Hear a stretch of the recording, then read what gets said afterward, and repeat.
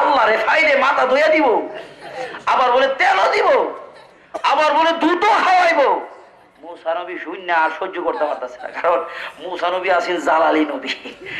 আজরাইল আইছে মুসা নবীর কাছে, সালাম দিছে না, দিকে এক থাপ্পড় মাইরা 2 চোখ ফালাইয়া দিছে। কেমন পাওয়ারফুল মুসা। মুসা কই, কি রে তুই কি কইছস? হ্যাঁ তাকায় দে, মুসা নবী একটা দৌড়, বাপ রে বাবা আজকে মাইরা দেব আমার, এক দৌড় দিছে। মুসা তোর পাহাড়ে যাইয়া আমার আল্লাহ রে কয়, আল্লাহ। মুসা নবী তুর পাহাড়ে যায় আল্লাহরে ডাক দিলেই কথা বলতে পারতো, সুবহানাল্লাহ। এই জন্য মুসা কালিমুল্লাহ। মুসা কয়, আল্লাহ। আল্লাহ জবাব দেয় না, আবার কয় আল্লাহ, কথা কয় না, আল্লাহ কথা কয় না। মুসা কয়, আল্লাহ আমি মুসা পয়গাম্বর আসছি, তোমার সাথে কথা বলবো। আমার আল্লাহ কই, মুসা রে তোরে পাঠাইলাম জমিনে আমার দিকে মানুষকে ডাকবার জন্য, আর আজকে দেখলাম তুমি মুসা আমার কাছ থেকে মানুষকে দূরে সরায়া দাও। মুসা নবী কয়, আল্লাহ বুঝলাম না।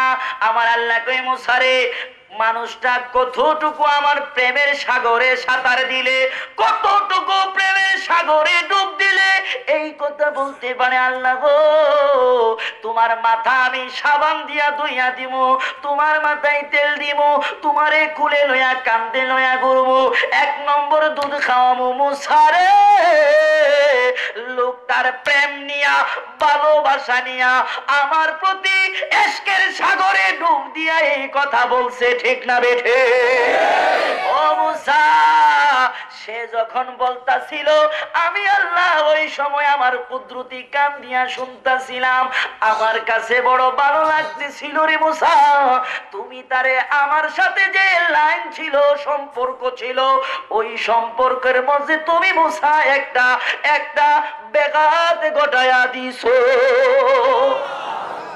অর্থাৎ লোকটা যে বলতেছিল যে আল্লাহ তোমার মাথায় সাবান দিয়ে ধুবো, তেল দিব, তোমারে দুধ খাওয়াবো, কান্দলে ঘুরবো, মুসা রে আমার প্রেম সাগরে ডুব দিয়া এই কথা বলতেছিল। আরো জোরে। আর তুমি ওই সময় আমার এই প্রেমের লাইনের মধ্যে গন্ডগোল লাগাইছো। আছে না, আছে না এরকম? রাতের বেলা আমরা যখন মাহফিল থেকে যাই, রাত্র দিকে 3টা বাজে, মোবাইলের মধ্যে গান লাগায়া জোরে জোরে শুনে, কত রাত জেগে আছি তোমার আশায়। আমি কি রে রাত বাজে 3টা, এখন কত রাত জায়গা রয়েছে বলে কার বার্তা দেখছে? আছে না এরকম? কার লাগে জায়গা রয়েছে সেইটা আর কইতাম না। যদি এই জায়গার মধ্যে লাগাই দিত, আল্লাহ কত রাত জেগে আছি তোমার আশায়, শুধু আল্লাহটা লাগাই দিলে কারবারটা হয়ে যাইতো, ঠিক না বেঠি? আমরা এই মাহফিলে জায়গা রয়েছি কার জন্য? প্রাণ ভরে ডাকতেন না, কার জন্য? আল্লাহ আল্লাহ রাসূলের জন্য, ঠিক না বেঠি? আসুন সামনে যাবো বাবা, কথাটা শেষ করি নাকি? শেষ করে মাহফিলটা শেষ করি, কারণ আমার ভাইয়েরা কত কষ্ট কইরা আজ থেকে মনে হয় প্রায় 5-6 মাস আগে দাওয়াত দিছে। 4-5 জন ভাই গেছে, জাকির ভাই, ফারুক ভাই সহ আরো 4-5 জন গেছে, যায়া সেই শ্যামলিতে আমার মসজিদে বেশি কিছু আপ্যায়ন করতে পারছে, তাড়াতাড়ি আইসা পড়বো। আমিও জানি আবার কোথায় মাহফিলে যাবো নাকি কি জানি, আমার ব্যস্ততা একটা ছিল। তো এই মাহফিল কত দৌড়াদৌড়ির পরে আজকের এই আয়োজন, ঠিক কিনা? এরপরে আপনারা যাইতেন গান, আমি না ওই মিয়া 2 মিনিট পরে আইছিলাম, এর লিগে আপনারা যাইবেন গা? হ্যাঁ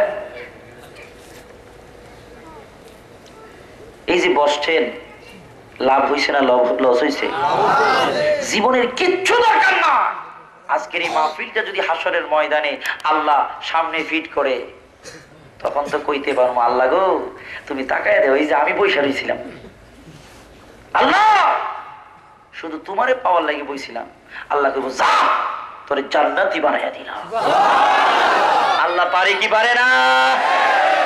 আবু হুরায়রাকে আল্লাহর নবী ডাক দিয়ে কই মনে আছে মনে আছে? আবু হুরায়রা রে, ও আবু হুরায়রা, লোকটা উটটা পাওয়ার পরে এরকম খুশি হয়েছে, খুশির কোনো তাল নাই, বেতাল হইয়া গেছে। খুশি হইয়া আমার আল্লাহরে একটা ডাক মারছে, আল্লাহ ও আমারে নিশ্চিত মৃত্যু থেকে তুমি বাঁচাইছো, তুমি আমার বান্দা, আমি তোমার প্রভু।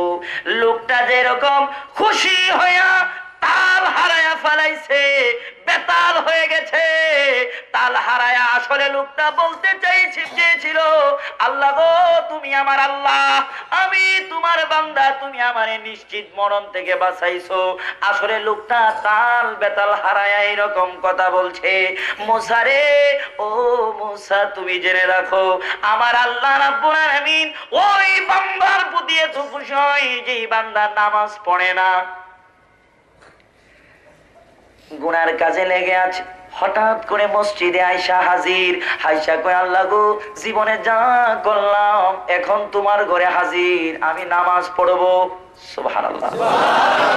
ওই বান্দা হারানো উটের মতো, যেই বান্দা নামাজ পড়ে না, যেই বান্দা মসজিদে আসে না, ওই বান্দা হারানো উটের মতো।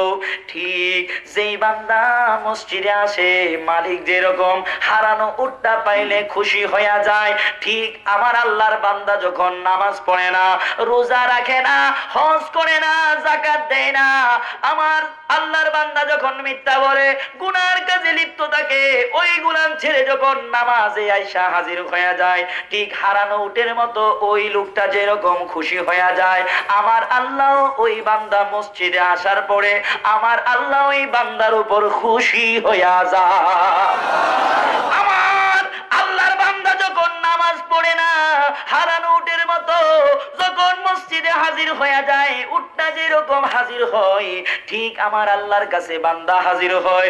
রোজা রাখে না, যখন রোজার মধ্যে আসে রোজা রাখে, ঠিক হারানো উটের মতো আমার আল্লাহর কাছে রোজা রাখলো, আল্লাহ খুশি হয়ে যায়।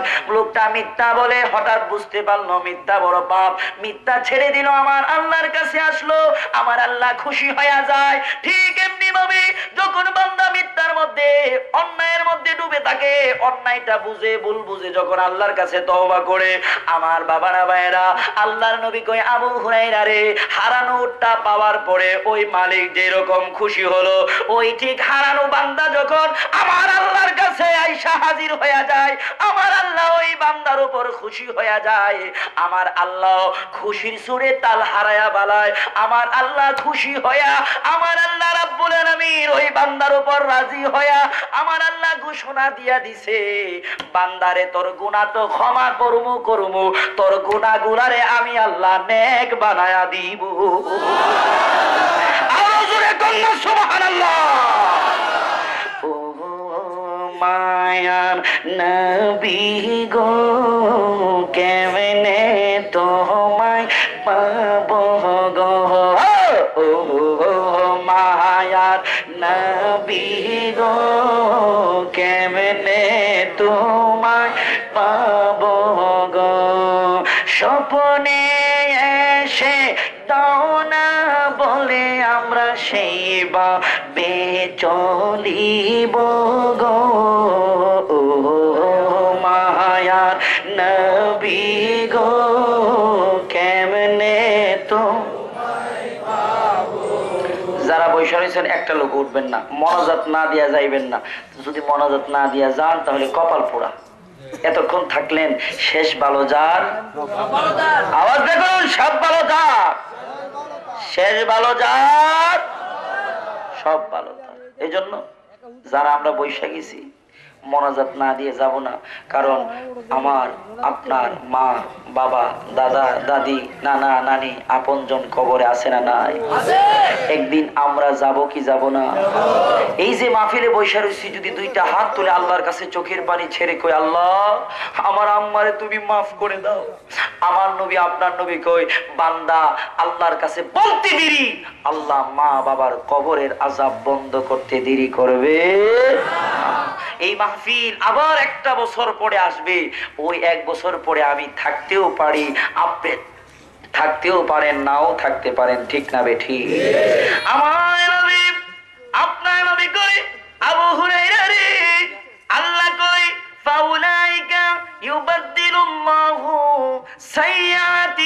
হাসানা, আমার আল্লাহ যে বললেন ও নবী গো আপনি জানায়া দেন আমি আল্লাহ আমার বান্দা তওবা করার সাথে সাথে আমি তার সব গুনাহগুলি মাফ করে দেব। শুধু গুনাহ মাফ করব না, আমি আল্লাহ রাব্বুল আলামিন তার গুনাহগুলো নেক দ্বারা পরিবর্তন করে দিব। ও রূপগঞ্জের বাবারা ভাইরা, আমাদের জীবনে গুনাহ আছে না নাই? ও বন্ধু, আজকের এই মাহফিলে তওবা হবে, খাস তওবা করে বাসায় যাব। আমার আল্লাহ ইনশাআল্লাহ আমাদেরকে ক্ষমা করে দিবে। আল্লাহ ক্ষমা করতে পারে কি পারে না?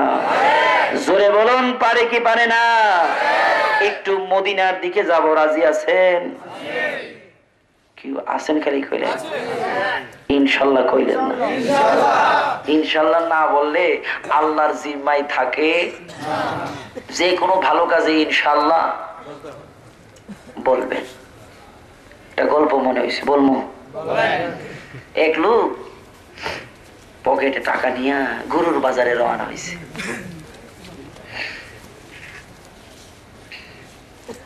রওনা হইয়া যাইতেছে যাইতেছে, এই উড়াউড়ি শুরু হয়েছে। কে কোনি শুরু করুম পড়া খবর আছে? কইলাম মিয়া মনাজাত দিলাম আর 10-15 মিনিট। হ্যাঁ সময় কইছেন হুজুর তিনটা হ্যাঁ সময় আমার ফার্ম দে হুজুর আপনি করেন 3টা বাজেন, আমরা গিয়ে ঘুমাবো।